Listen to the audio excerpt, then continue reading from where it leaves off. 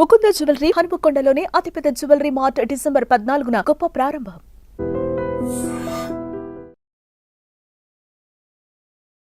నమస్కారం, welcome to I dream. ధర్మ మార్గం విత్ విజిత కార్యక్రమానికి స్వాగతం.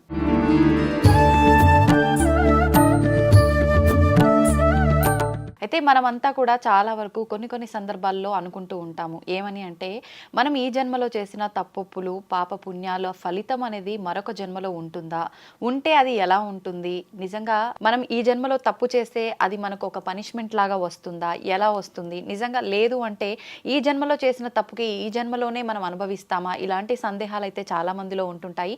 మరి ఈ సందేహాలన్నింటినీ కూడా నివృత్తి చేసుకునే ప్రయత్నం చేద్దాం. ప్రస్తుతం మనతో పాటు ఉన్నారు ఇస్కాన్ టెంపుల్ నుంచి గౌరంగా దర్శన్ దాస్ ప్రభుజీ గారు. ఇప్పుడు వారితో మాట్లాడి ఈ విషయాల గురించి క్లియర్ గా అడిగి తెలుసుకుందాం. హరే కృష్ణ ప్రభుజీ. హరే కృష్ణ ప్రభుజీ, మీరు బృందావనము గోపికలు అనేసరికి నాకు ఒక క్వశ్చన్ గుర్తొచ్చింది. ఏంటంటే, కామము ఇలాంటివి కోరికలు ఉండకూడదు, కరెక్ట్ కాదు, ఉన్నా కూడా అవి అంటే మనం నిగ్రహించుకునే శక్తి ఉండాలి అని అంటుంటారు కదా, అది కోపమైనా సరే ఇంకేదైనా సరే. అయితే మరి కృష్ణుడు విషయానికి వస్తే, కృష్ణుడు గోపికలతో రాసలీలలు ఆడాడు అని చెప్పంటారు. మరి రాసలీల అన్నా కూడా అంటే ఇప్పుడు మేము మానవ మాత్రలు మాత్రం అది కామం కిందనే ఆలోచిస్తాం. కామక్రీడకి రాసలీలకి వ్యత్యాసం ఉందంటారా? అది కామక్రీడ కాదంటారా? కానే కాదండి. ఎలా ప్రభుజీ? మొట్టమొదటి కారణం చెప్తాను. చాలా చాలా డీప్ ఎక్స్ప్లెనేషన్ ఉంది దీనికి, అదని చెప్పుకుందాం మెల్లిగా. ఓకే. ఒక 8 ఏళ్ల బాలుడు కొంతమంది అమ్మాయిలతో ఆడుతున్నాడు, పాడుతున్నాడు, డాన్స్ చేస్తున్నాడు. అందులో కామం కనిపిస్తుందా ఎవరికైనా? 8 ఏళ్ల బాలుడు. కృష్ణుడు రాసలీల చేసినప్పుడు ఆయన వయసు 8 ఏళ్ళు. 8 ఏళ్ల బాలుడు. అది అంతేకాకుండా శ్రీకృష్ణుడు భగవంతుడు.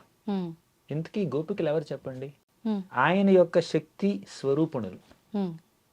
కృష్ణుడి యొక్క శక్తి, ఆధ్యాత్మిక శక్తి ఒక వ్యక్తి రూపం దాలిస్తే ఆవిడే శ్రీమతి రాధారాణి. ఆ శ్రీమతి రాధారాణి యొక్క విస్తారాలు, ఆవిడ నుంచే ఉద్భవించినటువంటి వాళ్ళు ఈ గోపికలంతా. ఈ గోపికలంతా రాధారాణి యొక్క ప్రతిరూపాలు. ఆ రాధారాణి ఎవరు? కృష్ణుడి యొక్క స్వరూప శక్తి యొక్క రూపం, వ్యక్తి రూపం. ఇప్పుడు ఒక చిన్న బాలుడు, మా సంస్థాపకాచార్యులు ప్రభుపాదుల వారు ఈ ఉదాహరణ ఇస్తారు. ఒక చిన్న బాలుడు అద్దం ముందుకు వెళ్ళి తన యొక్క రిఫ్లెక్షన్తో ఆడుకుంటున్నాడు. తన ప్రతిబింబంతో తాను ఆడుకుంటున్నాడు, నవ్వుతున్నాడు, కేరింతలు కొడుతున్నాడు. ఎవరికైనా ఏమైనా అబ్జెక్షన్ ఉందా? ఉండదు. ఎవరి సొమ్మైనా దోచుకుంటున్నాడా? లేదు. ఎవరి ప్రాపర్టీనైనా ఆయన అదే ఆక్రమిస్తున్నాడా? లేదు. తన రిఫ్లెక్షన్తో తాను ఆడుకుంటున్నాడు. అలాగే ఈ గోపికలందరూ శ్రీకృష్ణుడి యొక్క ప్రతిబింబాలు, ఆయన రిఫ్లెక్షన్స్ అన్నమాట. ఆయన రిఫ్లెక్షన్స్తో, ఆయన శక్తులతో, ఆయన భక్తులతో ఆయన ఆడుకుంటే మనకేంటి ప్రాబ్లం చెప్పండి? ఈ ప్రపంచంలో చాలా మంది కృష్ణుడు రాసలీల చేశాడు, ఇంతమంది గోపికలతో, వేల కొలది గోపికలతో ఆయన నాట్యం చేశాడు బృందావనంలో. అది ద్వారకలోకి వచ్చిన తర్వాత 16,108 మంది భార్యల్ని పెళ్లి చేసుకున్నాడు. అంటే అంతమందితో ఆయన అలా రాసక్రీడలు చేస్తున్నాడు, ఇంత గ్రహస్థ జీవనం గడుపుతున్నాడు అని చెప్పి కొంతమంది ఈర్ష్య. అంటే వాళ్ళు అలా చేయలేకపోతున్నారని వాళ్ళకి కష్టం అనమాట. కృష్ణుడికి ఎంతమంది ఉన్నారు గోపికలు, మాకు ఒకళ్ళిద్దరు గర్ల్ ఫ్రెండ్స్ కూడా లేరంటే వాళ్ళ ప్రాబ్లం అనమాట. అంటే ఇది మానవుల్లోనే కాదు, భగవంతుడి పైన కూడా జరుగుతుంది ఈ కుట్ర. అదే ఈర్ష్య అంటే అందరి ముందు ఉంటుంది, అందరి మీద ఉంటుంది. కేవలం ఇంకొక వ్యక్తిని చూసి కాదు, భగవంతుడిని చూసి కూడా ఈర్ష్యపడుతుంటారు కొంతమంది. అనవసరంగా ఆయన యొక్క దివ్యమైన లీలల్ని మనుషుల లెవెల్కి లాగుతూ ఉంటారు, హ్యూమన్ లెవెల్కి. చాలా మంది పాటలు పాడుతుంటారు, సినిమా పాటల్లో రాసలీల అంటారు. అసలు రాసలీల యొక్క పవిత్రత మీకు తెలుసా? ఊరికే హీరో హీరోయిన్ పాట పాడుకుంటే, డ్యూట్ చేసుకుంటే అందులో రాసలీల ఉన్న మాట పెడితే ఎంత పాపం అది. దాన్ని అనవసరంగా రాసలీల అని చెప్పేసి అంటే అసలు ఇది రాసలీల, ఇది రసకలీల అంటారు మా ప్రభుపాదుల వారు. కానీ ఇది కామక్రీడ, అది ప్రేమ క్రీడ. ప్రేమ అంటే బంగారం, కామం అంటే ఇనుము. ఇనుముకి బంగారానికి ఎంత తేడా ఉందో కామానికి ప్రేమకి ఎంత తేడా ఉంది. ఇక్కడ ఈ ప్రపంచంలో మానవ మాత్రలు చేసుకునేటటువంటి ఈ కామక్రీడని మనం భగవంతుడికి, ఆయన యొక్క శక్తి స్వరూపుణులైనటువంటి గోపికలకి, లేదంటే ఈ అష్టభార్యలకు కానీ 16,108 మంది భార్యల మధ్యలో జరిగేటటువంటి ఆ లీలలతో పోలిస్తే అది మహాపరాధం అవుతుంది. ఒక శ్లోకం చెప్తాను శ్రీమద్ భాగవతంలో. ఉద్దామ భావ పిశునా బలవల్ గుహాస వ్రీడావలోక నిహతో మదనోపియాసాన్ సమ్ముహ్య చాపమజహాత్ ప్రమదోత్తమస్తా యస్యేంద్రియం విమథితుం కుహకైర్న సేకుః. మీరన్నారు ఇంద్రియాలు ఇంద్రియ నిగ్రహం అని చెప్పారు మొదట్లో, దాని గురించి శ్లోకం. ఓకే. ఇప్పుడు ఈ ప్రపంచంలో స్త్రీకి ఒక పురుషుడికి మధ్యలో ఒక అట్రాక్షన్ రావాలి అంటే దానికి కారణం ఎవరో తెలుసా? మన్మధుడు. ఆయన్ని కామదేవుడు అని కూడా అంటారు. అంటే కామాన్ని ప్రేరేపించే దేవుడు కామదేవుడు మన్మధుడు అనమాట. ఆయన పుష్పబాణాన్ని అలా విడిస్తే ఆ పుష్పబాణం గుర్చుకుని వీళ్ళందరూ కామానికి దాసులు అవుతుంటారు. ఈ ప్రపంచంలో ఉన్న వ్యక్తులు, పురుషులు కానీ స్త్రీలు కానీ. ఒక స్త్రీకి ఒక పురుషుడికి మధ్యలో ఒక అట్రాక్షన్ రావాలి అంటే అందులో ఈ కామ దేవుడు మన మన్మధుడి యొక్క పాత్ర చాలా ఉంది. ఆయన పుష్పబాణం విడిస్తే అప్పుడు జరుగుతుంది అనమాట. మనం ఏదైనా చూడాలనుకోండి, సూర్యదేవుడు అనుగ్రహం లేదే చూడలేం. మీ కళ్ళు చక్కగా పనిచేస్తుండొచ్చు, సైట్ లేదు మీకు, అయినా కూడా లైట్ లేకపోతే మీకు సైట్ లేకపోయినా ఏం చూడలేరు మీరు. అవునా? సూర్యుడు ఉండాలి, చంద్రుడు ఉండాలి, లేదంటే అగ్ని ఉండాలి. అంటే మీ యొక్క కన్ను అనే ఇంద్రియం ఒక ఇంద్రియ విషయం, ఒక రూపాన్ని చూడాలి అంటే ఆ ఇంద్రియాలకి అధిష్టాన దేవత అయినటువంటి సూర్యుడు కానీ అగ్ని కానీ ఆ ఇంటరాక్షన్ ని ఫెసిలిటేట్ చేయాలి. అంటే పంచభూతాల ప్రమేయం ఉండాలి. పంచభూతాలతో చేసినవే ఈ కళ్ళు. ఈ కళ్ళు పంచభూతాలతో చేయబడినవి. కళ్ళు చూసే ఆ వస్తువులు కూడా పంచభూతాలతో చేయబడినవి. కానీ ఈ పంచభూతాలకు అతీతంగా కొంతమంది దేవతలు ఉన్నారు. అంటే సూర్యదేవుడు ఉన్నాడు, ఆయనే మనకి దేనైనా చూపించగలుగుతాడు. సరే, అసలు దీనికి వద్దాం. ఇప్పుడు ఎలాగే ఎలా అయితే సూర్యదేవుడి యొక్క ప్రమేయం వల్ల మనం అన్ని చూడగలుగుతున్నాము, కామదేవుడి యొక్క ప్రమేయం వల్ల ఈ కామం కోరికలు అవన్నీ కలుగుతూ ఉంటాయి స్త్రీ పురుషుల మధ్యలో. ఇప్పుడు శ్రీకృష్ణుడికి ఆయన గోపికలకు కానీ భార్యలకు కానీ మధ్యలో జరిగేటటువంటి ఆ క్రీడ, ఆ శృంగార లీల, అది కామదేవుడి ప్రేరేపితం కాదు. ఇప్పుడు ఈ మన్మధుడు ద్వారకకు వెళ్తాడు, అక్కడికి వెళ్ళి చూస్తాడనమాట. తాను ఇంకా పుష్పబాణం విడవలేదు. విడవకుండానే కృష్ణుడు ఆయన యొక్క భార్యలు చక్కగా అన్యోన్యంగా వాళ్ళ లీలలు చేస్తూ ఉన్నారు. అలాగే బృందావనానికి వెళ్తే అక్కడ కృష్ణుడు గోపికలు వారి లీలలు వారు కొనసాగిస్తూ ఉన్నారు. మన్మధుడు ఇంకా బాణం వేయలేదు. అంటే దాని అర్థం ఏమిటి? ఇది కామం కాదు అని.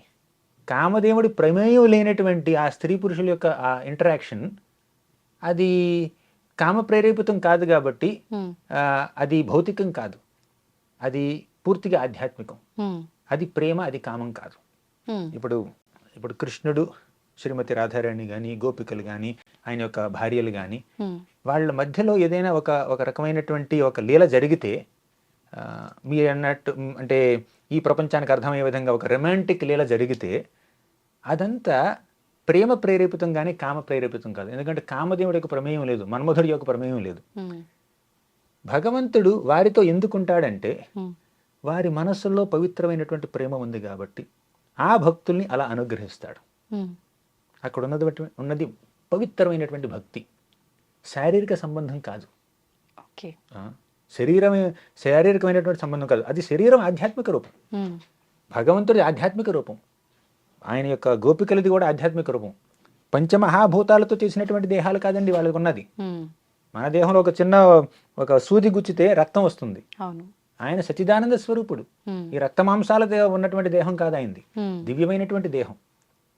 మన శరీరంలో ఈ కాస్త చర్మాన్ని అలా బయటికి వలిస్తే లోపలే ఉంటుంది రక్తం, మాంసం, మలం, మూత్రం, నరాలు, ఎముకలు ఇవే ఉంటాయి. కానీ ఆయన శరీరం ఎలా చేయబడలేదు.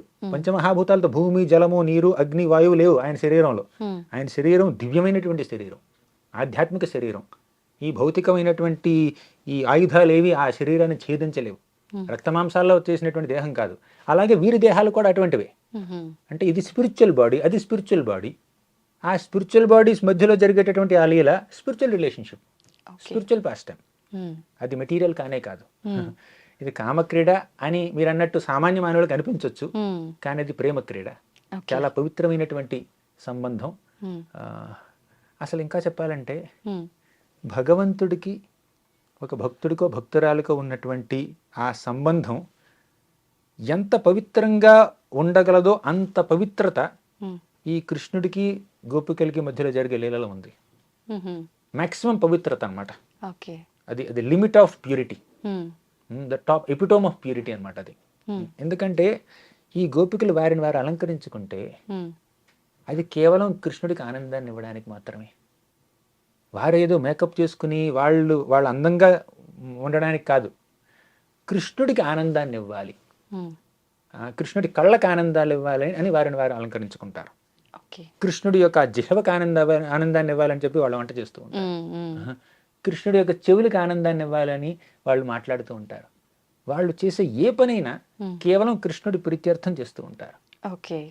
నిస్వార్థమైనటువంటి సేవాభావానికి, అంకిత భావానికి వారు పరాకాష్ఠ.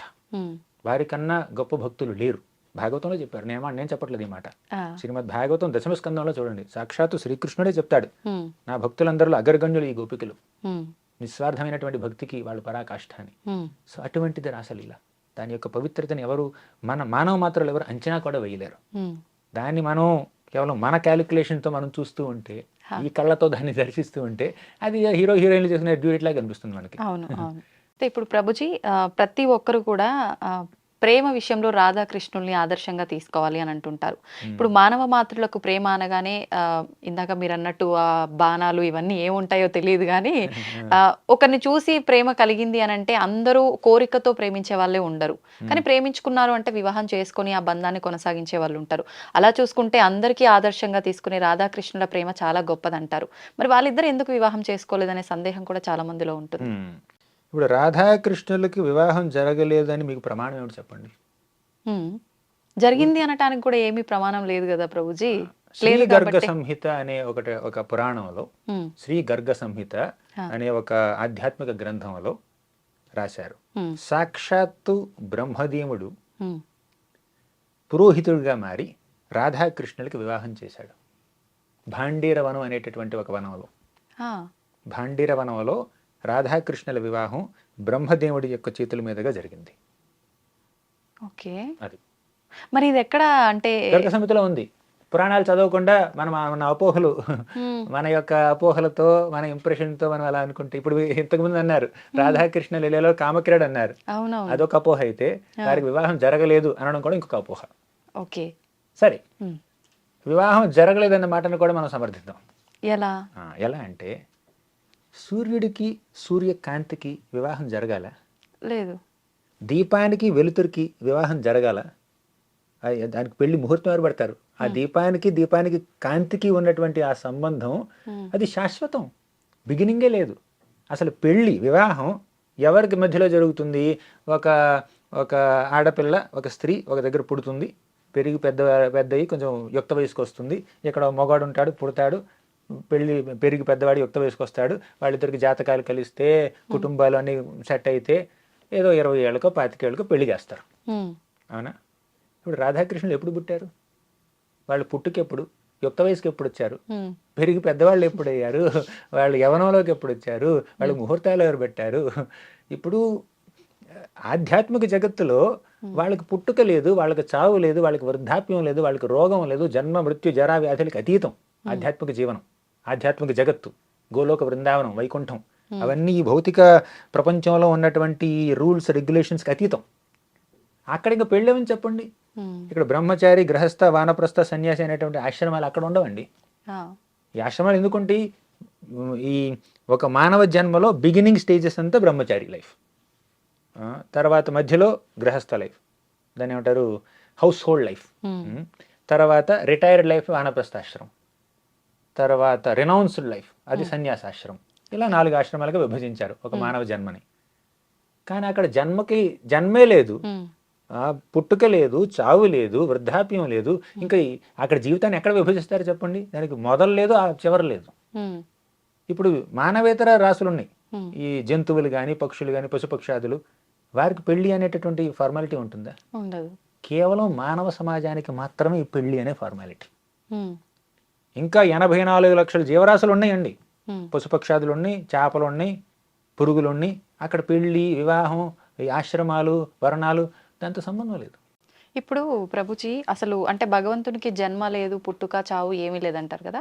పుట్టుక చావు సంగతి పక్కన పెడితే అంటే ఒక్కొక్క యుగంలో భగవంతుడు ఒక్కొక్కలాగా జన్మ తీసుకున్నాడు అని చెప్పి మనకు ద్వాపర యుగంలో కృష్ణుడిలాగా, ఇంకొక యుగంలో రాముడిలాగా ఇలా. మరి అది దాని గురించి ఏమంటారు? జన్మ తీసుకున్నట్టే కదా. అంటే మనం ఈ టాపిక్ కంప్లీట్ చేసి ఆ టాపిక్ వస్తాను, అది ఖచ్చితంగా చెప్తాను. ఇప్పుడు మనం ఎప్పుడు ఏమనుకున్నామంటే రాధాకృష్ణులకు వివాహం జరగలేదు అన్న వ్యక్తులకు సమాధానంగా గర్గ సంహితలో బ్రహ్మదేవుడే రాధాకృష్ణులకి పురోహితుడిగా మారి వివాహం జరిపించాడు భాండీరవనంలో అని చెప్పాం. అవును, అది ఒక శాస్త్రం చెప్తుంది. కానీ ఇదేంటి, కేవలం వాళ్ళు ఒక మానవ రూపం దాల్చి ఈ భౌతిక ప్రపంచంలో వచ్చినప్పుడు జరిగినటువంటి సంఘటన ఆ వివాహం. కానీ వాళ్ళిద్దరి యొక్క సంబంధం, బాంధవ్యం వివాహానికి అతీతమైనది. వాళ్ళు ఆధ్యాత్మిక జగత్తులో ఉన్నారు, అక్కడ పుట్టుక లేదు, చావు లేదు, యవనంలోకి రావడం, పెద్ద అవ్వడం లేదు, వాళ్ళని వివాహం అనేటటువంటి ఒక సంబంధంతో కలపడం లేదు, వాళ్ళు ఎప్పుడు కలిసే ఉంటారు. ఎలా అయితే సూర్యుడు సూర్యకాంతి ఎప్పుడు శాశ్వతంగా కలిసి ఉంటాయో, ఎలా అయితే దీపం వెలుతురు కలిసి ఉంటాయో, ఎలా అయితే ఒక అగ్ని దానికి ఉండేటటువంటి వేడి ఎప్పుడు కలిసి ఉంటాయో, శక్తిమాన్ శక్తిమంతుడు శక్తి ఎప్పుడు కలిసి ఉంటాయో, అలాగే వాళ్ళిద్దరు ఒక యూనిట్, ఎప్పుడు కలిసే ఉంటారు వాళ్ళు. వాళ్ళకి అసలు వాళ్ళు సపరేట్ కానే కాదు. అటువంటి వాళ్ళకి వివాహం అన్నటువంటి ఒక ప్రక్రియతో వాళ్ళని కలపడం అనేది జరగదు, వాళ్ళు ఎప్పుడు కలిసే ఉంటారు కాబట్టి ఈ వివాహం అనేటటువంటి వ్యవస్థకి వాళ్ళు అతీతం, ఎందుకంటే ఆధ్యాత్మిక జగత్తులో ఉన్నారు కాబట్టి. కానీ మానవ జన్మలో మానవ జీవితం భౌతిక జగత్తుకు వచ్చినప్పుడు మానవ రూపంలో వాళ్ళకి వివాహం జరిగింది అనమాట. అది జస్ట్ చెప్పడం కోసం. ఇప్పుడు మీరు అన్నటువంటి రెండవ ప్రశ్న, భగవంతుడికి జన్మ లేదు, పుట్టుకలేదు, చావలేదు అంటాం, కానీ రాముడిగా జన్మించాడు, కృష్ణుడిగా, వరాహ, వామన, నరసింహ, ఇవన్నీ వీటన్నింటిని అవతారాలు అంటారండి, జన్మ కాదది. ఇప్పుడు సూర్యుడు తూర్పును ఉదయిస్తున్నాడు ప్రతిరోజు. మీరు సముద్రం ఒడ్డున ఉంటే సముద్రంలో నుంచి సూర్యుడు బయటకు వస్తున్నట్టు కనిపిస్తాడు, కొండలు ఎదురుగా ఉంటే కొండల నుంచి సూర్యుడు బయటకు వస్తున్నట్టు కనిపిస్తాడు, ఉదయిస్తున్నట్టు కనిపిస్తాడు. అంటే కొండలు ఏమైనా జన్మనిచ్చాయి సూర్యుడికి? సముద్రమో నదో ఏమైనా జన్మనిచ్చిందా సూర్యుడికి? హైదరాబాద్లో ఏదో టెర్రస్ మీదకి చూస్తే ఏదో భవనాల్లో నుంచి వస్తున్నట్టు ఆ భవనాలు ఏమైనా జన్మనిచ్చాయి సూర్యుడికి? పొద్దున సూర్యుడు ఉదయిస్తే అది ఆయన పుట్టుక కాదు. సాయంత్రం చూశారనుకోండి సముద్రం ఒడ్డు దగ్గరికి వెళ్ళి, అక్కడ సూర్యుడు అస్తమిస్తున్నట్టు కనిపిస్తాడు. సముద్రం ఏమైనా మింగేస్తుందా? అది సూర్యుడి చావు కాదు. సన్ రైజ్ అనేది సూర్యోదయం, సూర్యుడి పుట్టుక కాదు. సూర్యాస్తమయం సూర్యుడి చావు కాదు. అలాగే కృష్ణుడు దేవకి వసుదేవులకి బిడ్డగా జన్మించినప్పుడు అది ఆయన జన్మ కాదు.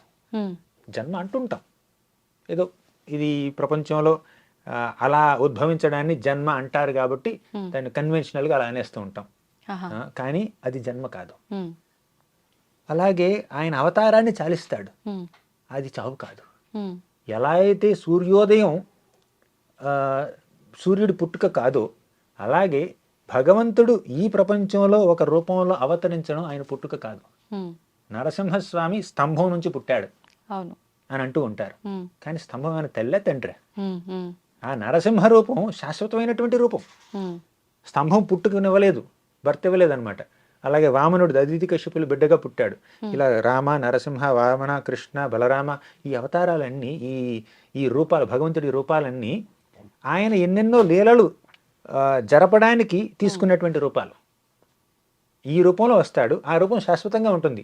ప్రతి రూపానికి మన ఆధ్యాత్మిక జగత్తులో ఒక ప్రత్యేకమైనటువంటి లోకం ఉంది. రాముడికి ఒక లోకం ఉంది, అయోధ్య లోకం. అయోధ్య అనేది ఈ భారత భూమిలో ఒక చోటు, కానీ ఆధ్యాత్మిక జగత్తులో అయోధ్య అనే ఒక లోకం ఉంది, అది రాముడి లోకం. ఆయన శాశ్వతంగా శాశ్వతంగా నిత్యం ఆయన తన భక్తులతో పూజలు అందుకుంటూ ఉంటాడు.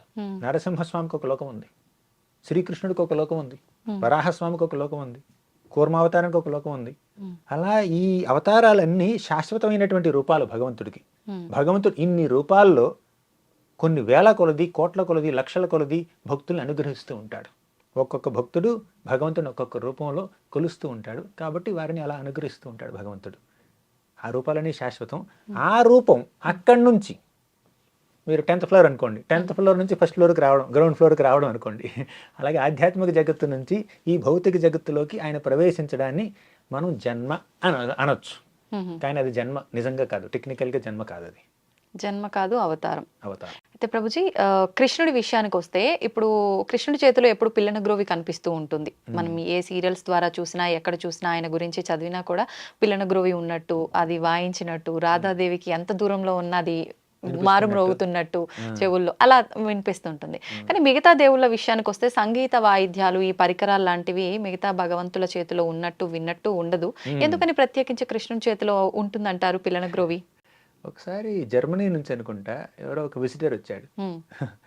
వచ్చి భారతదేశంలో ఉన్నటువంటి పుణ్యక్షేత్రాలన్నిటినీ కొంచెం సందర్శించి అందరి విగ్రహాలని అలా చూసి చూసి కృష్ణుడే దేవాది దేవుడై ఉంటాడు అని ఒక కంక్లూషన్కి వచ్చాడు. ఆయన వచ్చినటువంటి కంక్లూషన్. ఎందుకు? అందరూ ఏవో ఆయుధాలు పట్టుకున్నారు, సంహరించడానికి రెడీగా ఉన్నారు, యాక్షన్ మోడ్లో ఉన్నారు. కానీ కృష్ణుడు కొంచెం రిలాక్స్డ్గా అలా వేణు వాయిస్తున్నాడని. ఇప్పుడు కృష్ణుడు ఆయన రూపం ఎదుటి వ్యక్తిలో ప్రశాంతతను తీసుకొస్తుంది వెంటనే. ఎందుకంటే రిలాక్స్డ్గా ఆయన వేణు వాయిస్తున్నాడు. త్రిభంగ రూపంలో, అంటే త్రిభంగ అంటే ఇప్పుడు కాలు దగ్గర ఒక బెంట్ ఉంటుంది, తర్వాత నడుము దగ్గర బెంట్ ఉంటుంది, తల ఇలా బెండగా ఉంటుంది. శ్యామం త్రిభంగ లలితం నియత ప్రకాశం అని అంటుంటారు ఆయన్ని. అంటే ఆయన ఈ త్రిభంగ రూపంలో ఉంటూ వేణు వాయిస్తూ భక్తులకి ఎంతో ఆనందాన్ని కలిగిస్తున్నాడు అనమాట. అంటే బృందావనంలో ఆయన ఆయుధం చేపట్టడం. బృందావనంలో ఆయన దాదాపు ఒక దశాబ్దం ఉన్నాడు, 10 ఏళ్ల పాటు ఉన్నాడు, 10-11 ఏళ్ల పాటు ఉన్నాడు. అక్కడ ఆయన ఎటువంటి ఆయుధాన్ని స్వీకరించాడు. చాలామంది రాక్షసులను సంహరించాడు. పూతన, బకాసురుడు, శకాటాసురుడు, వత్సాసురుడు, వ్యోమాసురుడు, కేశి, అరిష్టాసురుడు అని ఎంతోమంది రాక్షసుల్ని ఆయన సంహరించాడు. కేవలం ఒక బాలుడు ఆడుకున్నట్టే సంహరించాడు. ఒక బకాసురుడని ఒక అసురుడు వచ్చాడు, ఒక క్రేన్ రూపంలో, క్రేన్ ఏమంటారు, కొంగ రూపంలో వచ్చాడు. కృష్ణుడు ఏం చేశాడంటే ఆ కొంగ ముక్కుని ఎలా పట్టిన ఎలా దాన్ని ఏమంటారు బైఫర్కేట్ చేసేసి చంపేశాడు బకాసురుడిని. అలా ఒక ఆటగా, ఒక లీలగా చంపేశాడు చాలా మంది రాక్షసుల్ని. బృందావనం అనేటటువంటి ఈ ప్రదేశం భగవంతుడి యొక్క ఐశ్వర్య లీలకు సంబంధించింది కాదు, మాధుర్య లీలకు సంబంధించింది. మాధుర్య లీల, ఐశ్వర్య లీల, వీటిలో వ్యత్యాసం ఏమిటంటే ఐశ్వర్యం అంటే ఆయన యొక్క శక్తిని చూపిస్తాడు, ఆయన శక్తిని, ఆయన యొక్క ఆయుధాలని, ఆయన యొక్క సంపదని ప్రదర్శిస్తాడు. అది ద్వారకలో, మథురలో. కానీ బృందావనంలో ఆయన యొక్క మాధుర్యాన్ని ప్రదర్శిస్తాడు. అక్కడ కౌమోదికి గదకి పని లేదు, సుదర్శన చక్రానికి పని లేదు, ఆయన ఆయుధాలని వాడడు, సారంగా ధనుస్సుకి పని లేదు. అందుకే కృష్ణుడు బృందావన లీలలో ఆయన నెమలి పింఛాన్ని ధరించి ఈ పిల్లలను కూడా వాయిస్తూ ఉంటాడు.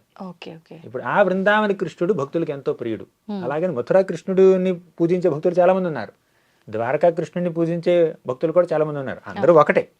కాకపోతే బృందావనంలో ఒక 10 ఏళ్ల బాలుడిగా ఆయన చేసే లీలలు ఎంతో ముగ్ధ మనోహరంగా ఉంటాయి. కాబట్టి ఆయన పిల్లలను కూడా ఊదుతాడు. ఒక మానవ జన్మ తీసుకున్నప్పుడు సమయంతో ముడిపడి ఉన్నది ఈ మానవ జన్మ. అయితే ముఖ్యంగా మనం ఈ సమయానికి ఎటువంటి ప్రాధాన్యత ఇవ్వాలి ఈ జన్మలో ఉన్నప్పుడు? చాలా మంది భగవంతుడి ఆరాధన కోసమే మనం ఉన్నామని చెప్పి, మనం ఇందాక మాట్లాడుకున్నట్టు గత జన్మలో చేసిన పాపాలని మనం ఇప్పుడు ఇక్కడ కడిగేసుకొని ముక్తిని పొందడం కోసమే అని చెప్పి మాట్లాడుకుంటుంటాం. మరి ముక్తిని పొందాలి అని అంటే భగవంతుడికి కొంత సమయం ఇవ్వాలి, ఆ సమయాన్ని మనం భగవంతుడి కోసమే ఉపయోగించాలి. కానీ భగవంతుడి సేవకే సమయం లేదంటారు. మరి ఇంకా మానవ జన్మలో ఈ సమయానికి ఎటువంటి ప్రాధాన్యత ఉందంటారు? భగవంతుడికే ఉపయోగించలేని సమయం అసలు దేనికి ఉపయోగించాలి? భగవంతుడి గురించే ఉపయోగించాలి. ఇప్పుడు సమయం అనేది చాలా లిమిటెడ్గా ఉంటుంది ఈ ప్రపంచంలో, అన్లిమిటెడ్ కాదు. ఒక వ్యక్తికి 100 ఏళ్ల సమయం ఉంది. ఆ 100 ఏళ్ళు కూడా కలియుగంలో బ్రతకడం చాలా కష్టం. అది 70కో 80కో పరిమితం అయిపోతుంది ఈ కలియుగం ప్రోగ్రెస్ అయ్యే వరకు. అది కూడా ఒక 70 ఏళ్ల తర్వాత ఒక వ్యక్తి ఎంత చేయగలడు? మొదటి 10-20 ఏళ్ళలో కూడా పెద్ద చేయగలిగింది ఏం లేదు, ఆడుకుంటాడు చిన్నపిల్ల. అది ఆ బాల్యావస్థలో, ఒక అమాయకత్వంలో, జీవితంలో మొదటి 10 ఏళ్ళలో, 15 ఏళ్ళలో, 20 ఏళ్ళు గడిచిపోతూ ఉంటాయి. వృద్ధాప్యంలో ఇంకొన్ని ఏళ్ళు గడిచిపోతూ ఉంటాయి. ప్రహ్లాదుడు ఒక పెద్ద క్యాలిక్యులేషన్ ఇచ్చాడు భాగవతం 7వ స్కందంలో. పట్టుమని చూస్తే ఈ ఒక మానవ జీవితంలో మనం 1-2 దశాబ్దాల కన్నా ఎక్కువగా ప్రొడక్టివ్గా యూజ్ చేసుకోలేకపోతున్నాం. చాలా చిన్న చిన్న విషయాలకి అయిపోతుంది. నిద్రలోనే పోతుంది రోజులో ఒక 3వ వంతు. 8 గంటలు 6 గంటలు కనీసం నిద్రపోయినా 1/2 వంతు 3వ వంతు నిద్రలో పోతుంది అనమాట. తినాలి, పడుకోవాలి, చాలా ఉన్నాయి. ఆ సమయాన్ని మనం సరిగ్గా సద్వినియోగం చేసుకోవాలి. సద్వినియోగం చేసుకోవడం అంటే దాన్ని 2 విషయాలకు వాడాలి. ఉమ్, ఒకటి సెల్ఫ్ ప్రిజర్వేషన్, 2 సెల్ఫ్ రియలైజేషన్. ఉమ్, సెల్ఫ్ ప్రిజర్వేషన్ అంటే ఈ ప్రపంచంలో నన్ను నేను సంరక్షించుకోవడానికి ఏం చేయాలో అది చేయడం, నా జీవనోపాధిని పొందడం, అది సెల్ఫ్ ప్రిజర్వేషన్. అవును. తర్వాత ఆత్మసాక్షాత్కారాన్ని పొందడం, అది సెల్ఫ్ రియలైజేషన్. ఉమ్, నేను ఆత్మని, కానీ శరీరంలో చిక్కుబడి ఉన్నాను. ఉమ్, కాబట్టి ఈ శరీరాన్ని పోషించుకోవడం నా బాధ్యత. ఆ శరీరానికి నేను కొంత సమయాన్ని వెచ్చించాలి. అది ఫస్ట్ దాంట్లో అది వస్తుంది. Self preservation. Preservation. అది జీవనోపాధిని సంపాదించుకోవడం వస్తుంది. ఉమ్, దానికి చదువుకోవాలి, ఉద్యోగం చేయాలి, డబ్బులు సంపాదించాలి, తినాలి, పడుకోవాలి, అవన్నీ చేయాలి. ఉమ్, అదంతా సెల్ఫ్ ప్రిజర్వేషన్. ఆ, కానీ మానవ జన్మ ఉన్నది దేనికి? ఆత్మ సాక్షాత్కారం కోసం, అవును. ఆధ్యాత్మిక జగత్తుకు వెళ్ళడం కోసం. ఉమ్, ఇప్పుడు మానవ జన్మ వచ్చి దాన్ని సద్వినియోగం చేసుకోకుండా మళ్ళీ ఇంకా కుక్కగానో పిల్లిగానో పందిగానో పుట్టాలంటే ఇంకా మానవ జన్మ వేస్ట్ అయినట్టే కదా. అవును. మళ్ళీ ఇంకో జన్మ రాకుండా చూసుకోవాలి. ఉమ్, అది మానవ జన్మ యొక్క నిజమైనటువంటి సార్థకత. ఓకే. లేదంటే మానవ జన్మ నిరర్థకం అయిపోతుంది. ఉమ్, అవునా? ఆ మానవ జన్మని సార్థకం చేసుకోవాలంటే ఉమ్, మన సమయాన్ని కొంత సెల్ఫ్ రియలైజేషన్, ఆత్మ సాక్షాత్కారాన్ని కూడా వాడాలి. ఆ, అంటే భక్తి మార్గాన్ని ఆచరించాలి. ఈ శ్రవణం, కీర్తనం, స్మరణం, ఈ నవవిధ భక్తులు చేస్తూ ఉమ్, భగవంతుని ఆరాధిస్తే మనం అది రోజుకి కొంత సమయం చేయాలి. ఉమ్, ఉమ్, అంటే పూర్తిగా 24 గంటలు చేయడం కష్టం. ఎందుకంటే శరీరంలో ఉన్నాం కాబట్టి ఆ శరీరాన్ని పోషించాల్సిన బాధ్యత ఉంది కాబట్టి 24 గంటలు భక్తి చేయలేం. ఉమ్, అందుకే కృష్ణుడు ఏమన్నాడు? నిత్యసహ అన్నాడు. ప్రతి నిత్యం చేయండి. ఉమ్, ప్రతి క్షణం చేయలేకపోవచ్చు, కానీ ప్రతి నిత్యం చేయండి ఉమ్, అని అంటున్నాడు కృష్ణుడు. అందుకే ప్రతిరోజు మీరు కొంత సమయాన్ని మీరు భగవత్ సేవకు వినియోగించండి. ఉమ్, ఇంకా సమయాన్ని మీ యొక్క విద్యుక్త ధర్మాలు నిర్వహించుకోవడం, ఇంకా మిగిలిన సమయాన్ని మీ యొక్క విద్యుక్త ధర్మాన్ని నిర్వహించుకోండి. ఉమ్. అయితే ప్రభుజీ, ఇప్పుడు మీరు నవవిధ భక్తి మార్గాల్లో ఏ మార్గాన్నైనా ఎంచుకోవచ్చు అని చెప్పారు కదా. ఓన్లీ స్మరించుకుంటామని అనుకుందాం. అసలు ఆలయానికి వెళ్ళను, ఏ పుణ్యక్షేత్రాలకి వెళ్ళను, నేను ఓన్లీ స్మరణతోటే ఉండిపోతా, అదొక్కటి సరిపోతుందంటారా? ఒకవేళ స్మరించడంతోటే సరిపోతుంది అని అంటే అసలు ఎన్నిసార్లు స్మరించుకోవాలంటారు? దానికి ఏమైనా సమయం అంటే ఇంతే అని ఒక నిర్దిష్టమైన పరిమితి ఏమైనా పెట్టుకోవాలా సమయానికి? కృష్ణ స్మరణ ద్వారా ఉమ్, కృష్ణుని చేరుకున్న భక్తులు చాలా మంది ఉన్నారు. కేవలం స్మరించారు, ఉమ్, ఇంకా మిగిలినవన్నీ చేయవలసిన అవసరం లేదు, కేవలం స్మరిస్తే సరిపోతుంది. అసలు చెప్పాలంటే మన శాస్త్రాల్లో ఉన్నటువంటి అన్ని విధులకి నిషేధాలకి ఉన్నటువంటి సారాంశం ఉమ్, కృష్ణ స్మరణ, విష్ణు స్మరణ. శ్లోకం చెప్పమంటారా? ఉమ్, పురాణాల్లో నుంచి. స్మర్తవ్య సతతం విష్ణో విస్మర్తవ్యో న జాతుచిత్ సర్వే విధి నిషేధాస్యోర్ ఏతయోరేవ కింకరః. స్మర్తవ్య సతతం విష్ణోః. ఉమ్, ఎల్లప్పుడూ ఆ విష్ణువుని, ఆ భగవంతుణ్ణి స్మరించుకోండి. ఉమ్, విస్మర్తవ్యో న జాతుచిత్. ఎప్పుడు ఆయన్ని మర్చిపోకండి. ఉమ్, శాస్త్రాల్లో ఉన్నటువంటి విధులు నిషేధాలు, rules and regulations, dos and don'ts అన్నింటికి సారాంశం ఈ 2 మాటలే. ఉమ్, భగవంతుడిని ఎప్పుడు స్మరించండి, ఎప్పుడు మర్చిపోకండి. అంతే, ఈ 2 మాటలే సారాంశం అనమాట. ఉమ్, ఇది మనం చేయగలిగితే బెస్ట్. ఓకే. కానీ ఆ స్మరణ అన్నటువంటి స్థాయికి రావాలంటే ఉమ్, కాస్త శ్రవణం, కీర్తనం చేయాలి. భగవంతుడి గురించి వినాలి కదా. ఉమ్, ఆయన గురించి శ్రవణం చేయకుండా స్మరణ ఎక్కడ వస్తుంది? ఎవరిని స్మరిస్తారు? అవును. చాలా మంది కళ్ళు మూసుకు స్మరిస్తాం అనుకుంటారు. భగవంతుడి రూపం రాదు, ఇంకేదో రూపాలు వస్తుంటాయి. అవునా? భగవంతుడి లీలల్ని స్మరించరు వాళ్ళు, ఇంకేవో లీలలు స్మరిస్తూ ఉంటారు. అవునా? అలాగే మనం ఈ భగవంతుడిని స్మరించాలి అనుకోవడం మంచిదే, ఉమ్, కానీ ఆ స్మరణకి కొంచెం పరిపక్వత కావాలి మనకి. ఓకే. అంటే దానికి సంబంధించిన జ్ఞానం. ఆ జ్ఞానమే కాదు, ఉమ్, ఒక పవిత్రత కావాలి. జ్ఞానం చాలా మందికి ఉందండి. ఉమ్, సిగరెట్ తాగకూడదు అన్న జ్ఞానం చాలా మందికి ఉంది, ఉమ్, కానీ ఎంతమంది తాగకుండా ఉండగలుగుతారు? అవును, cigarette smoking injuries to health అంటారు, తాగుతారు అన్నమాట. తాగేస్తారు. ఉమ్, కేవలం జ్ఞానం ఉంటే దాన్ని ఆచరిస్తామని గ్యారెంటీ లేదు. ఉమ్, ఉమ్, తెలుసుంటే సరిపోదు, మనసులో ఒక పవిత్రత ఉండాలి, ఉమ్, ఒక పట్టుదల ఉండాలి, దీన్ని ఆచరించాలి అన్నటువంటి ఒక భావన ఉండాలి. అప్పుడు మనం ఆచరించగలుగుతాం. ఓకే. ఒక కోరిక ఉండాలి. ఉమ్, ఇప్పుడు భగవంతుడికి సంబంధించిన జ్ఞానం చాలా మందికి ఉంటుంది. ఉమ్, ఇది చెయ్యాలి, పూజ చేయాలి, ఇటువంటి తప్పులు చేయకూడదు, ఇలా జీవహింస చేయకూడదు, ఇలా ఇటువంటి జ్ఞానం ఉంటుంది. దాన్ని ఆచరించడం చాలా మంది కష్టం చేత కాదు. అవుతుంది. కాబట్టి మనం ప్రతి నిత్యం శ్రవణం చేయాలి, ఉమ్, కీర్తనం చేయాలి, భగవంతుడి నామాలు జపించాలి. ఒక సాధనగా శ్రవణ కీర్తనాలు చేస్తే అప్పుడు ఆ భక్తి పరిపక్వత చెంది, మనసు పవిత్రత చెంది, అప్పుడు మనం స్మరణ చేసుకునే అవకాశం వస్తుంది మనకి. స్మరణ చేసుకోగలుగుతాం, ఓకే. స్మరణ చేసుకునే ఎబిలిటీ మనకు వస్తుంది. ఉమ్. ఇప్పుడు స్మరణ అనుకున్నాము, కొంతమంది జపం అంటారు. స్మరణకి జపానికి వ్యత్యాసం ఉందా? అయితే ఈ జపం అనేది అంటే తపస్సు చేసే వాళ్ళు చేసేదేనా, నార్మల్గా ఎవరైనా సామాన్యులు కూడా చేయొచ్చా? జపం అంటే Hmm. ఒక మంత్రాన్ని, భగవంతుడి యొక్క ఒక నామాన్ని రిపీటెడ్గా మళ్ళీ మళ్ళీ మనం అనడం, అంటే నోట్లోంచి అనాలి ఆ మాటని, అది జపం అవుతుంది. ఆహా. ఇప్పుడు ఇంకా మీరు ఈ 2 క్వశ్చన్స్ అడిగారు కాబట్టి, స్మరణ జపానికి వ్యత్యాసం అడిగారు కాబట్టి ఇంకా కొన్ని టర్మ్స్ చెప్తాను.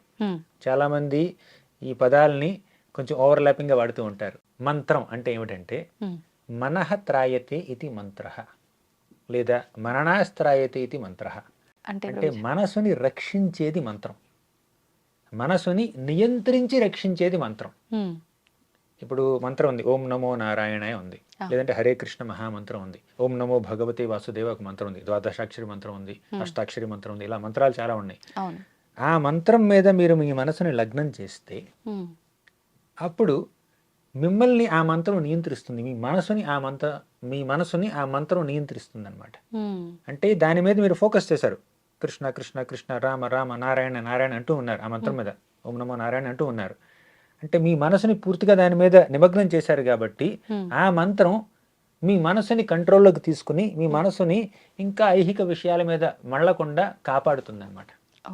మనః త్రాయతే ఇది మంత్ర, మనసుని రక్షించేది మంత్రం, మనసుని నియంత్రించి రక్షించేది మంత్రం. ఏ పదాన్నైతే, ఏ స్టేట్మెంట్నైతే, ఏ వాక్యాన్నైతే మీరు రిపీటెడ్గా మళ్ళీ మళ్ళీ అనడం ద్వారా మీ మనసు అదుపులోకి వస్తుందో, మీ మనసుని మీరు నియంత్రించుకోగలుగుతారో దాన్ని మంత్రం అంటారు. అది మంత్రం. ఇప్పుడు జపం అంటే ఆ మంత్రాన్ని రిపీటెడ్గా అనడం జపం. అంటే ఒక సంఖ్య అనుకుని 108 సార్లు అంటే ఒక మాల అంటాం మనం. జపమాల తీసుకుంటే అందులో 108 పూసలు ఉంటాయి. ఒక్కొక్క పూస మీద ఒక్కొక్కసారి మంత్రం అంటాం, హరే కృష్ణ హరే కృష్ణ కృష్ణ కృష్ణ హరి హరి హరి రామ్ రామ్ రామ్ హరి హరి. మా చిన్నప్పుడు ఏం చేసేవాళ్ళం అంటే, జపమాల లేదు అప్పుడు, ఒక 108 వేరుశెనగ గుళ్ళు తీసుకుని తీసి అందులో వేసేవాళ్ళం అనమాట. ఓం నమో నారాయణ అని చెప్పి అందులో వేసేవాళ్ళం, ఓం నమో నారాయణ మళ్ళీ అందులో వేసేవాళ్ళం. ఏకాగ్రత పోదా ప్రభుజీ అట్లా? చిన్నప్పుడు పిల్లలుగా చేసాం, చాలా జపమే చేసేవాళ్ళం. ఇప్పుడు చిన్నప్పుడు 6-7 ఏళ్ళు పిల్లలుగా ఉన్నప్పుడు చేసాం అనమాట. అప్పుడు తినేసేవాళ్ళం అవి. సరే, ఇప్పుడు జపానికి వస్తే ఏమిటంటే ఆ మంత్రాన్ని మీరు ఒక సంఖ్యాపూర్వక నామగాన అనేటివి అంటారు కదా, అంటే ఒక సంఖ్య అనుకుని 108 సార్లు నేను జపిస్తాను, 108 ఇంటూ 4 సార్లు, 108 ఇంటూ మేము 16 సార్లు చేస్తుంటాం, 16 మాలలు చేస్తూ ఉంటాం హరే కృష్ణ మహామంత్రాన్ని. అంటే 16 ఇంటూ 108 టైమ్స్ హరే కృష్ణ మహామంత్రాన్ని ప్రతినిత్యం మేము జపిస్తూ ఉంటాం మా జపమాల మీద. అట్లా ఎన్ని సార్లు అవుతుంది సంఖ్య? 1728 సార్లు మినిమం చేస్తూ ఉంటాం మేము. ఎందుకని ప్రభుజీ అంతే అన్ని సార్లు చేయాలని ఏమైనా ఉందా? ఇప్పుడు 64 చేయాలి, కానీ టైం పడుతుందని 32 చేయమన్నారు పెద్దవాళ్ళు. దానికి కూడా టైం పడుతుందంటే సరే 16 చేయండి అన్నారు. అసలు చెప్పాలంటే రోజంతా చేయాలి, సర్వకాల సర్వావస్థల్లోనూ చేయాలి, కాకపోతే టైం పడుతుంది కాబట్టి అలా 16 అని పెట్టుకున్నాం, 16 అని పెట్టుకున్నాం. ఇప్పుడు 16 రౌండ్లు చేయడానికి ఒక 2 గంటలు పట్టొచ్చు, కొంతమంది ఫాస్ట్గా చేసినా కూడా 1.5 గంట పడుతుంది అనమాట. ఇంతకీ ఈ సంఖ్యకి ఉన్నటువంటి ఆ సిగ్నిఫికెన్స్ ఏమిటి, ప్రాముఖ్యత ఏమిటంటే, నేను స్మరించుకుంటాను, ఇక జపం చేయను, కౌంట్ చేయను, చాంట్ చేస్తాను అని అనుకుంటే, మీకు ఏదైనా ఒక మెథడ్ ఉంటే, మీరు ఆ రోజులో ఎన్నిసార్లు భగవన్నామాన్ని స్మరించుకున్నారు అని కౌంట్ చేసుకునే మెథడ్ ఉంటే రోజు చివరిలో ఈ 16 రౌండ్లు చేసి ఉండకపోవచ్చు మీరు. అంటే 16 రౌండ్లు చేస్తున్నామంటే అది 16కే పరిమితని కాదు, మీరు ప్రతి క్షణం చేయాలి స్మరణ, భగవంతుడి యొక్క స్మరణ. కానీ అంత ప్రతి క్షణం భగవంతుడి యొక్క స్మరణ చేసేటటువంటి శక్తి కానీ, పరిపక్వత కానీ, భక్తి కానీ మనలో లేదు కాబట్టి ఒక సాధనగా, ఒక ప్రాక్టీస్గా, ఒక కమిట్మెంట్గా మనం కనీసం ఈ 16 ఈ 1.5 చేస్తాను, ఈ 2 గంటలనే చేస్తాను, మిగిలిన 22 గంటలు ఎంత గుర్తుపెట్టుకున్నానో నాకు తెలియదు, కనీసం ఇదనే చేస్తాను. మేము 16 రౌండ్లు జపమాల మీద చేస్తాం ఒక కమిట్మెంట్గా, ఇక మిగిలిన సమయం అంతా ఎప్పుడు కావాలంటే అప్పుడు తలుచుకుంటూ ఉంటాం. కానీ మనసు చంచలం కాబట్టి, మనసు భగవంతుడి యొక్క నామం మీద లగ్నం చేయలేకపోవచ్చు కాబట్టి ఒక కౌంట్ అని ఒక కమిట్మెంట్ ఇవ్వాలి, ఇది బేసిక్ మినిమం చేయాల్సింది. అంటే అదొక రూల్ లాగా, అంతే ఖచ్చితంగా ఇది చేయాల్సిందే అనే ఒక ఆలోచన రావడం కోసం. అది కాకపోతే దానికి పరిమితం కాకూడదు, ప్రతినిత్యం చేయాలి. తర్వాత ధ్యానం అంటే మెడిటేషన్. మెడిటేషన్ అంటే ఏంటి తెలుసా? Deep thinking. ఉమ్, ఏదైనా ఒక విషయం గురించి మీరు చాలా లోతుగా ఉమ్, దీర్ఘంగా ఆలోచిస్తూ ఉంటే దాన్ని ధ్యానం అనాలి. ఉమ్, ఎవరైనా పుస్తకం చదువుతున్నారు, పుస్తకం చదివి ఆ పుస్తకంలో ఉన్నటువంటి ఆ కథ గురించో లేదంటే ఒక తత్వం గురించో ఆలోచిస్తున్నారు, ధ్యానం చేస్తున్నట్టే. ఆహా, ధ్యానం అంటే కేవలం ముక్కు మూసుకుని ఏదో అడవుల్లోనో గుహల్లోనో ధ్యానం చేయడం అనే కాదు. ధ్యానం అంటే దీర్ఘంగా దేని గురించి అయినా విశ్లేషిస్తూ ఆలోచిస్తూ ధ్యానం అనొచ్చు. ఉమ్, ఈ ధ్యానం 4 రకాలు: నామధ్యానం, ఉమ్, గుణధ్యానం, రూపధ్యానం, లీలాధ్యానం. ఉమ్, ఉమ్, నామధ్యానం అంటే భగవంతుడి యొక్క నామాన్ని ధ్యానించడం. ఉమ్, రూపధ్యానం అంటే భగవంతుడి యొక్క రూపం మీద మన మనసుని లగ్నం చేస్తూ తదేకంగా చూస్తూ ఉండడం. ఉమ్, అది రూపాన్ని ధ్యానించడం. అది కళ్ళు తెరుచుకుని కూడా ధ్యానించవచ్చు, కళ్ళు మూసుకుని కూడా ధ్యానించవచ్చు. ఉమ్, కానీ కళ్ళు మూసుకుంటే వేరే రూపాలు వస్తున్నాయంటే కళ్ళు తెరిచి బెటర్ చూడండి, విగ్రహ రూపాన్ని చూడండి. భగవంతుడి దివ్యమంగళ విగ్రహాన్ని చూస్తే అప్పుడు అది కూడా రూపాన్ని ధ్యానం. ధ్యానించవచ్చు. అది రూపధ్యానం. గుణధ్యానం అంటే భగవంతుడి యొక్క గుణాల్ని మనం ధ్యానించాలి. ఉమ్, ఆయనకి ఎంత కృప ఉంది. పూతన ఒక రాక్షసి తల్లి రూపం దాల్చి ఉమ్, పాలిస్తానని చెప్పి వచ్చి విషం ఇచ్చింది కృష్ణుడికి. ఉమ్, కానీ సరే తల్లి రూపంలో వచ్చింది కదా, తల్లి భావనలో రాకపోయినా తల్లి రూపంలో వచ్చింది కదా, ఏదో ఒక రకంగా అనుగ్రహం చూపిద్దామని చెప్పి శ్రీకృష్ణుడు ఏం చేశారు తెలుసా? ఆ పూతనాదేవికి ఈ ఆధ్యాత్మిక జగత్తులో గోలోక బృందావనంలో తల్లి స్థానాన్ని ఇచ్చాడు. ఉమ్, తల్లిగా ఆయనకి సపర్యలు చేసే అవకాశాన్ని ఆయన ప్రసాదించాడు అనమాట. ఉమ్, అది భగవంతుడి యొక్క కరుణ. ఆ కరుణ మీద ధ్యానించండి మీరు. ఉమ్, అంటే భగవంతుడి యొక్క కరుణని ధ్యానించాలి. భగవంతుడి యొక్క ఆ యొక్క గుణాన్ని మీరు ధ్యానించవచ్చు. ఉమ్, ఇంద్రుడు ఉన్నాడు, కుంభవృష్టి కురిపించాడు బృందావనంలో, కానీ ఇంద్రుడిని క్షమించేశాడు కృష్ణుడు. సరే పో, ఇంద్ర పూజ క్యాన్సిల్ చేసాం, ఇంద్ర పూజ బదులు గోవర్ధన పూజ చేస్తున్నాం, కానీ ఇటువంటి పనులు ఎప్పుడు చేయొద్దని చెప్పి క్షమించి వదిలిపెట్టాడు. అంటే భగవంతుడి యొక్క క్షమాగుణాన్ని, భగవంతుడి యొక్క కృతజ్ఞతని, కరుణని, దయని, అటువంటి గుణాలని మనం ధ్యానించడం, అది గుణ ధ్యానం అవుతుంది. ఉమ్, లీలా ధ్యానం అంటే భగవంతుడి యొక్క లీలను ధ్యానించడం. ఉమ్, ఎన్నెన్నో లీలలు ఉన్నాయి. ఒక రాముడిగా, కృష్ణుడిగా ఎన్నెన్నో లీలలు చేశాడు, ఆ లీలను ధ్యానించడం, ఉమ్, అది ధ్యానం. మనం మంత్రం గురించి చెప్పుకున్నాం, జపం గురించి చెప్పుకున్నాం, ధ్యానం గురించి చెప్పుకున్నాం. ఇప్పుడు స్మరణ గురించి చూద్దాం. స్మరణ, ధ్యానం ఆల్మోస్ట్ ఒకటే. ఉమ్, భగవంతుడిని స్మరించుకోవడం. ఇది కూడా నామస్మరణ, ఉమ్, రూపస్మరణ, గుణస్మరణ, లీలాస్మరణ. ఆహా, ఈ 4 రకాల స్మరణలు ఉంటాయి. ఉమ్, ఇది ఎప్పుడు స్మరణ అంటే గుర్తు తెచ్చుకోవడం. ఉమ్, ఆయన ఎప్పుడు గుర్తు తెచ్చుకుంటున్నారు, మీరు స్మరించుకుంటున్నారు. అవును. అది ఇప్పుడు స్మరణ అనేటటువంటి ఈ దీనికి రావాలంటే, ఈ స్థాయికి రావాలంటే ఉమ్, మనం కొంత శ్రవణం, కీర్తనం చేసి ఉండాలి. ఉమ్, ఆయన గురించి వింటేనే కదా ఆయన స్మరించుకుంటాం. అవును. ఆయన గుర్తు చేసుకోవాలంటే ఆయన గురించి కొంచెం తెలియాలి కదా, అవును, దానికి శ్రవణం కావాలి. శ్రవణం అంటే తెలుసుకునే పద్ధతి. తెలుసుకోవటం, కీర్తనం అంటే మీరు తెలుసుకునేది నలుగురికి చెప్పే పద్ధతి. చెప్పే పద్ధతి. కీర్తనం అంటే కేవలం పాటనే కాదండి. ఉమ్, కీర్తి అంటే భగవంతుడి యొక్క ఆ యశస్సు. కీర్తి ఉమ్, ఉమ్, సింపుల్ తెలుగు పదమే. కీర్తి అనేది భగవంతుడి యశస్సు. కీర్తన అంటే ఆయన్ని మనం కీర్తించడం. ఉమ్, ఆ కీర్తించే ప్రక్రియని, ఆయన కీర్తిని కొనియాడే ప్రక్రియని కీర్తన అంటారు. ఓకే. అది కీర్తన. ఆ కీర్తన మళ్ళీ నామకీర్తన, గుణకీర్తన, లీలాకీర్తన, రూపకీర్తన. ఉమ్, ఆయన నామాల్ని మీరు కీర్తిస్తే అది నామకీర్తన అవుతుంది. ఓకే. అంటే హరే కృష్ణ మహామంత్రాన్ని తీసుకుని మీరు 1 గంట సేపు గానం చేస్తున్నారు, అది నామకీర్తన. ఉమ్, గుణకీర్తన, భగవంతుడి యొక్క గుణగణాలని వర్ణిస్తూ ఉన్నారు, ఉమ్, అది గుణకీర్తన. ఉమ్, ఆయన యొక్క లీలల్ని వర్ణిస్తున్నారు. ఆయన గోవర్ధనగిరిని ఎలా ఎత్తాడు, అవును. లేదంటే పారిజాత వృక్షాన్ని ఎలా అపహరించాడు, ఉమ్, అలా గోపికలతో ఎలా రాసలీల చేశాడు, దామోదర లీల చేశాడు. ఈ లీలలన్నింటినీ మనం మీరు వర్ణిస్తే అది లీలా కీర్తన అవుతుంది. ఓకే. అలాగే రూపకీర్తన అంటే భగవంతుడి యొక్క రూపాన్ని వర్ణించడం. ఉహు, ఎలా దివ్యమంగళ విగ్రహంలో ఎలా దేదీప్యమానంగా వెలిగిపోతున్నాడు, ఉమ్, త్రిభంగ రూపంలో ఎలా నిలబడి ఉన్నాడు, అంటే ఆయన రూపాన్ని వర్ణించడం. రూపాన్ని వర్ణించడం. ఇప్పుడు మనం ఏదైతే ఒక వస్తువుని ఏదంటే ఏదైనా నేచర్ ని చూసి వచ్చామంటే పక్కన వాళ్ళకి వచ్చి ఎలా చెప్తామో అలా భగవంతుడి గురించి మనం ఇంకొకరి దగ్గర మాట్లాడడం అయి ఉండొచ్చేమో కదా ప్రభుజీ. అదే రూపకీర్తన.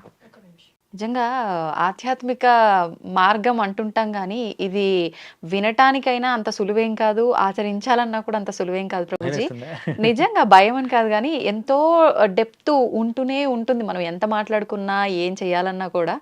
కానీ తెలుసుకున్నాము, ఇష్టంతో చేశాము అని అంటే మీరు ఇందాక అన్నట్టుగా సేవ చేసిన, భక్తి చూపించిన, ఏదైనా ఒక ప్రేమతో, భగవంతుడి మీద ప్రేమతో చేస్తే ఇవన్నీ అంత కష్టంగా అనిపించకపోవచ్చు మీరు చెప్పిన దాన్ని బట్టి. చాలా మంచి విషయాలు తెలియజేశారు ప్రభుజీ. ధన్యవాదాలు. ధన్యవాదాలు. Thank you very much. Hare Krishna.